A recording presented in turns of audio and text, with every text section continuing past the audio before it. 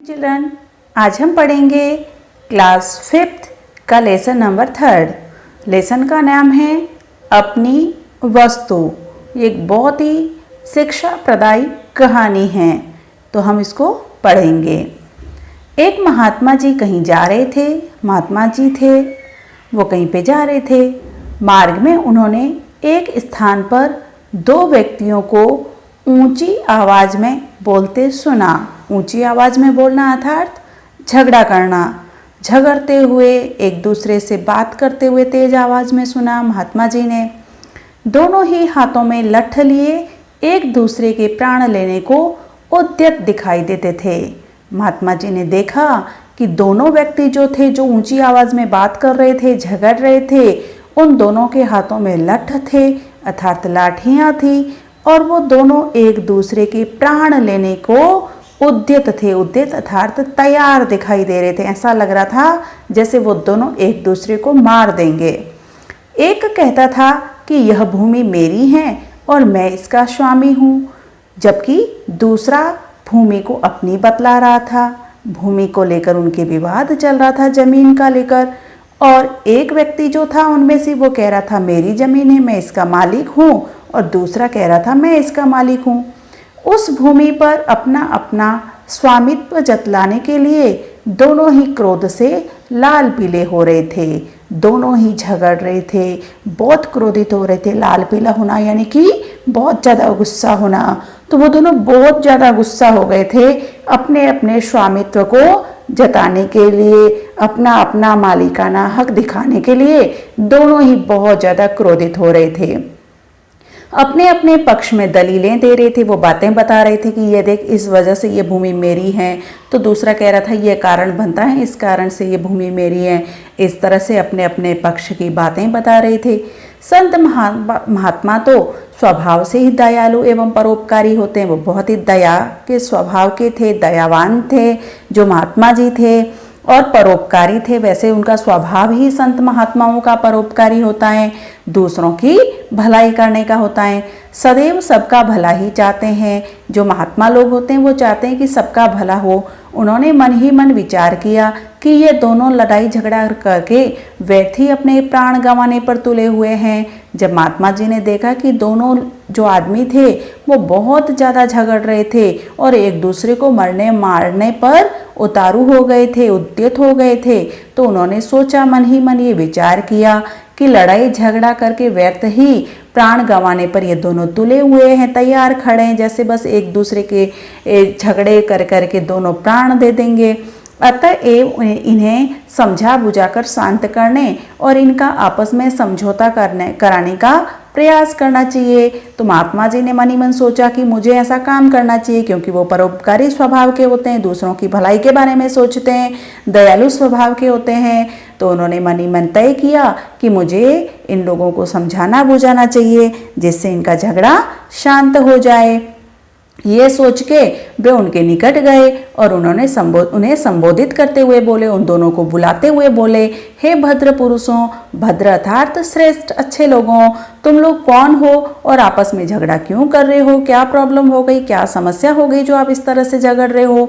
महात्मा जी को देखकर उनमें से एक व्यक्ति बोला, महात्मा न, हम दोनों भाई हैं। उन्होंने कहा कि भाई, एक व्यक्ति ने कहा हम दोनों तो भाई हैं। हमारे पिता ने मरते मरते अपनी संपत्ति का जो बंटवारा किया था उसके अनुसार इस भूमि का मालिक मैं हूँ। पहला वाला व्यक्ति कहता है हमारे पिताजी ने जो बंटवारा किया था और उसके अनुसार इस जमीन का मालिक तो मैं हूँ।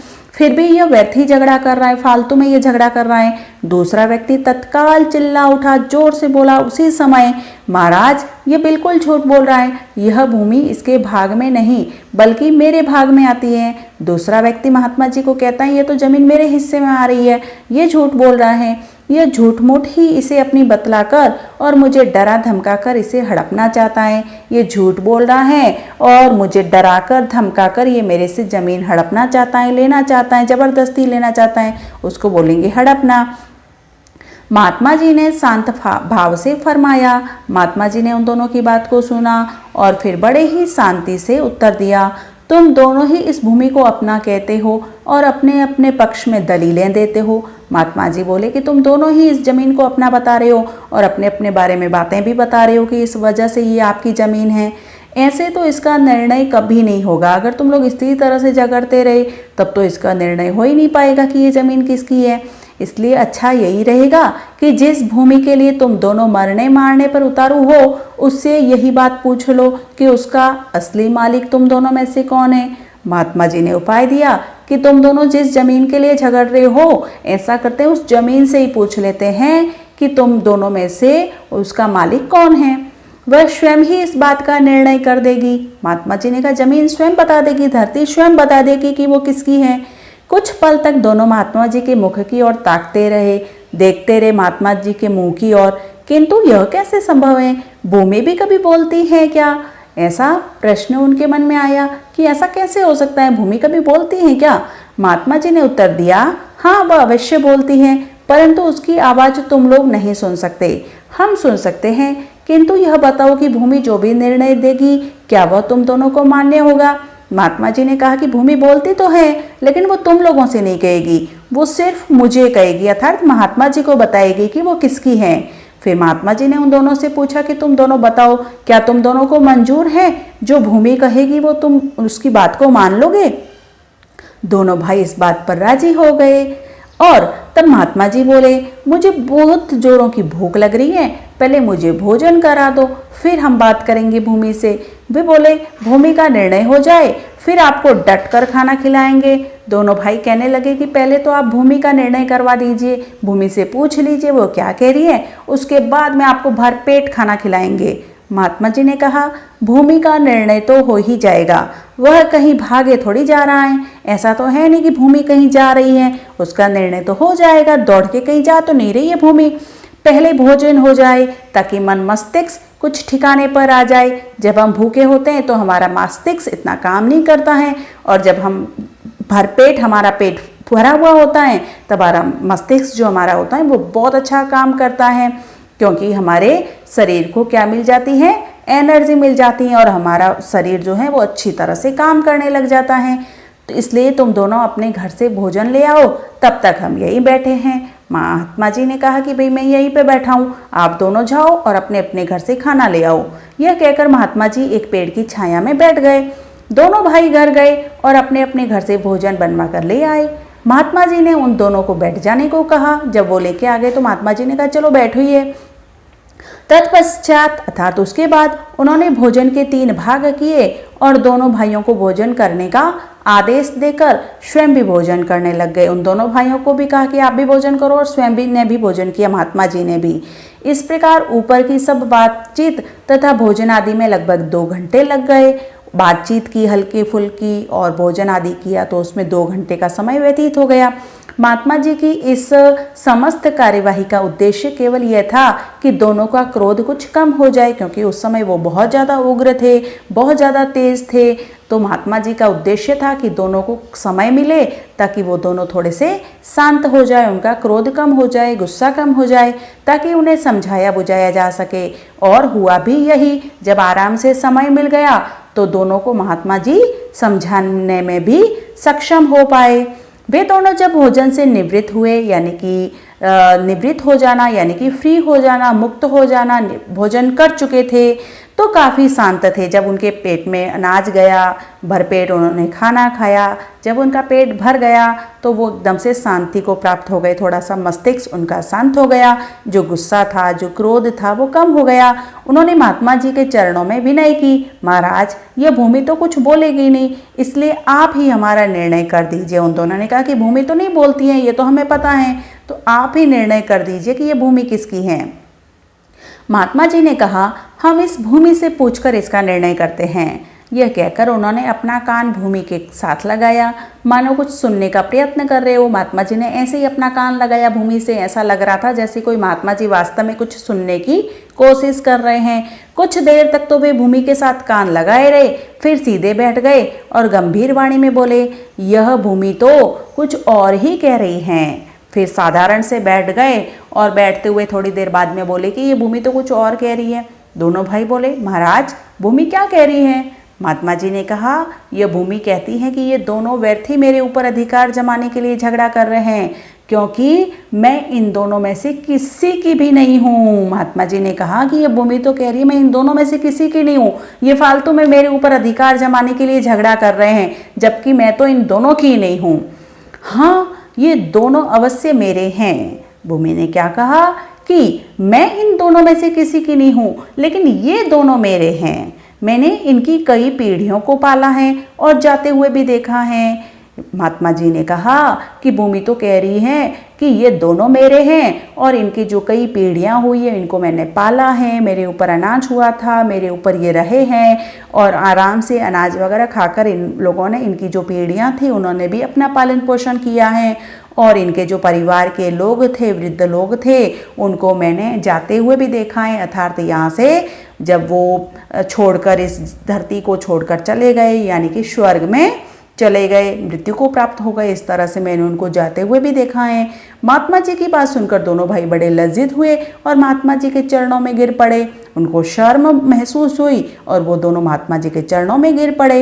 महात्मा जी ने लोहा गर्म देखकर चोट की। महात्मा जी को लगा कि अब तो लोहा गर्म है, अब चोट कर देना ही अच्छा है, अब इनको अच्छी तरह से बात समझाना ही महात्मा जी ने अपना कर्तव्य समझा। उन्हें समझाते हुए कहा, तनिक विचार करो, जरा सा सोचो कि जिस भूमि के लिए तुम लोग आपस में झगड़ा कर रहे हो, क्या वह आज तक किसी की बनी है? सब लोगों को छोड़कर जाना ही पड़ता है, ये ज़मीन यहीं पे रहती है और इंसान को मर जाना पड़ता है। जो तुम लोगों की बन जाएगी, आज तक जब किसी की नहीं बनी तो तुम लोगों की कैसे बन जाएगी ये ज़मीन?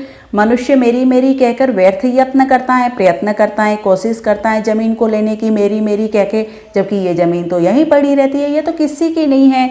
इंसान को ही यहाँ से जाना पड़ता है, ज़मीन नहीं जाती है।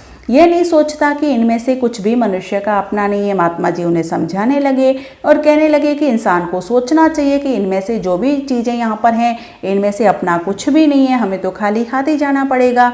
बड़े बड़े छत्रपति राजा भी इन्हें अपना अपना कहकर चले गए। बड़े बड़े जो राजा लोग हुए थे ज़मीन पर, धरती पर, वो भी सब यही कह रहे थे मेरा मेरा, अपना अपना है, ये मेरा है, और आखिर में उनको भी जाना पड़ा और ये सब तो यहीं पे रह गया। परंतु साथ साथ क्या ले गए? अगर ले गए होते तो यहाँ पर कुछ होता ही नहीं, लेकिन साथ में कोई कुछ भी नहीं लेके जा सकता, तो सब यहीं पे रहता है और मनुष्य को खाली हाथ ही जाना पड़ता है, कुछ भी नहीं। वे जैसे खाली हाथ संसार में आए थे, वैसे ही खाली हाथ इस संसार से चले गए। यही प्रकृति का नियम है।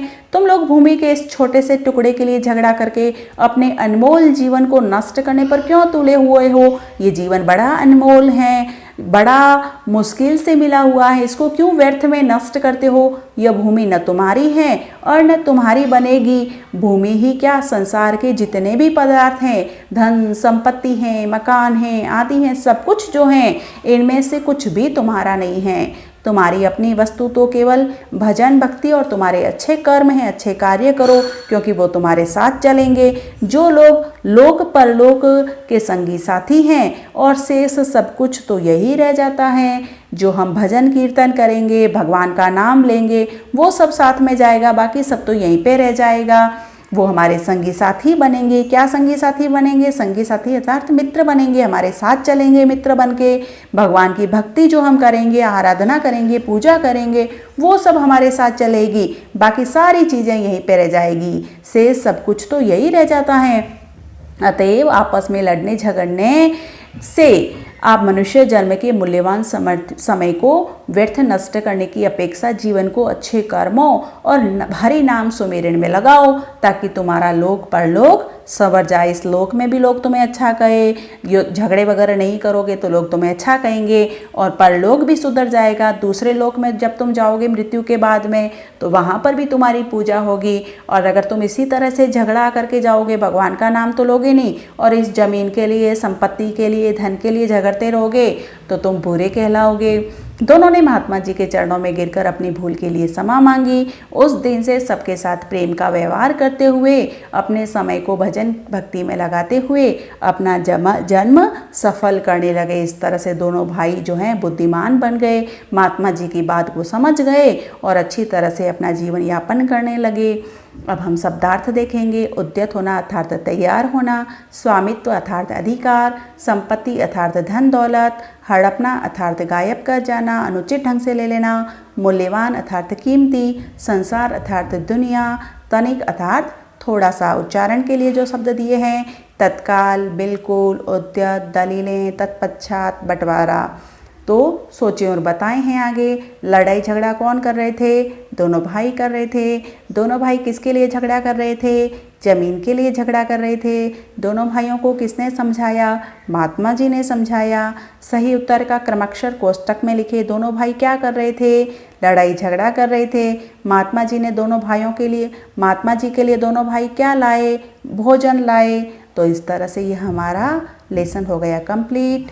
और इस तरह से हमें इस लेसन से सीख लेनी चाहिए कि हमें कभी भी फालतू की बातों में अपने अमूल्य जीवन को नष्ट नहीं करना है। ये जीवन बड़ा कीमती है और इसको हमें अच्छे कार्यों हेतु लगाना है। लड़ाई झगड़ा करके हमें कुछ भी प्राप्त नहीं होना है, क्योंकि बड़े बड़े जो बादशाह थे, बड़े बड़े जो राजा, चक्रवर्ती राजा थे, वो भी अपनी धन संपत्ति वगैरह सब कुछ यहीं पे छोड़ के उनको भी जाना पड़ा। कोई साथ में नहीं लेके जा पाया, तो हम कैसे लेके जा सकते हैं? तो फिर फालतू में इन चीज़ों के लिए हमें एक दूसरे से झगड़ा ना करके हमें प्रेम से रहना चाहिए और भगवान के नाम का सुमिरन करना चाहिए। इस तरह से इस लेसन में महात्मा जी ने ये सीख दी, जो दोनों भाइयों को बहुत अच्छी तरह से समझ में आ गई और उसके बाद दोनों भाई बड़े ही प्रेम से रहने लगे। तो उसी के अनुसार हमें भी करना चाहिए। धन्यवाद।